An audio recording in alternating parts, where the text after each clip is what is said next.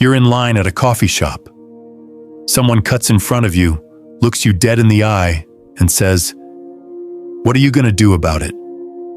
Your face gets hot. Your fists clench. Every cell in your body wants to snap back. But what if I told you the best revenge isn't yelling, fighting, or even arguing? Stoics knew this 2,000 years ago. There's a way to respond that doesn't drain you, doesn't stoop you to their level, and, if you do it right, makes them regret ever messing with you. Here's how. Most people think Stoicism is about suppressing anger. Wrong. It's about weaponizing self-control. The ancient Stoics, Marcus Aurelius Epictetus, Seneca, faced way worse than rude strangers, betrayals, exile, death threats. And their strategy? Never fight fire with fire. See, when someone disrespects you, they want you to react. They want the drama. But the second you refuse, you win. Today, we're breaking down exactly what to say, why it works, and how to make sure they never try it again. 1. The power of silence. When someone disrespects you, the strongest move isn't to clap back. It's to say nothing at all. Silence creates an uncomfortable vacuum that forces them to sit with their own rudeness. Picture this. A stranger cuts in front of you in line and mutters something under their breath. If you react with anger, they've successfully dragged you into their chaos. But if you just stare at them, completely unfazed, their confidence crumbles. The Stoics called this apatheia, the art of not being disturbed by external nonsense. Marcus Aurelius wrote in his private journal that when people insulted him, he'd imagine them as barking dogs, loud, but ultimately powerless unless he gave them attention. Try it next time. Let the silence stretch. Watch them squirm. Their disrespect says everything about them. And your calm says everything about you. 2. The mirror technique. People who lash out are usually projecting their own insecurities. The Stoic trick? Hold up a mirror so they have to confront their own behavior. If someone calls you stupid, respond with, "That's a strong reaction. Did something happen to you today?" This does two things. First, it exposes their childishness. And second, it makes them explain why they're so emotionally invested in putting you down. Seneca used this method when Nero's courtiers mocked him. He'd respond with exaggerated concern, asking if they were feeling unwell. It worked because it flipped the dynamic. Suddenly, they were the ones being scrutinized. The key is to sound genuinely curious, not sarcastic.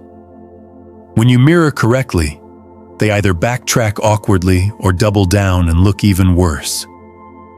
Either way, you win. 3. Agree and amplify.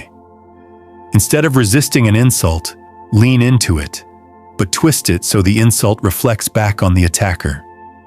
For example, if someone says, "You're terrible at your job," reply with, "Yeah, I'm amazed they even let me in the building. How do you manage to show up every day?" This works because it takes away their ammunition. They expect you to get defensive. When you don't, their insult loses its power. The Stoic philosopher Zeno did this when a critic called his lectures boring. He replied, "That's why your students keep falling asleep in mine." The crowd laughed, and the critic shut up. The lesson? Don't deny their words, redirect them, make them the punchline. 4. The thank you kill shot. Gratitude is kryptonite to rudeness. When someone tries to insult you, responding with a polite thank you throws them off completely. Imagine a coworker passive-aggressively says, "Nice of you to finally join the meeting." Instead of snapping back, try, "Thanks for noticing. I was just following your example from last week." This does 3 things. It denies them the reaction they want. It subtly calls out their hypocrisy, and it makes them look petty in front of others. Marcus Aurelius used this tactic when senators insulted him. He'd thank them for reminding him how not to behave. The angrier they got, the calmer he stayed, which only made them look worse.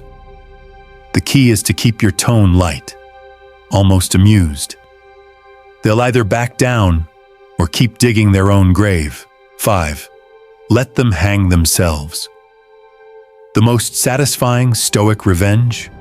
Doing nothing and letting the other person embarrass themselves. When someone's rude, don't interrupt. Let them ramble. The longer they talk, the more they reveal their own ignorance.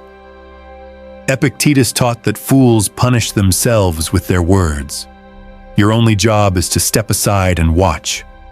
For example, if someone's ranting about how useless you are, just say, "Keep going. This is really helping me understand your mindset." By not engaging, you force them to face the emptiness of their own words. History is full of examples where the loudest critics ended up looking the dumbest, while the quiet, composed ones kept their dignity intact. Your silence isn't weakness. It's a trap, and they'll walk right into it. Stoicism isn't about swallowing your pride. It's about knowing that the best way to win is to refuse to play their game. The less you react, the more power you keep. And the more they realize their disrespect has no effect on you, the more it eats at them. That's the real victory. Hit subscribe. Next time someone's rude, you'll be ready.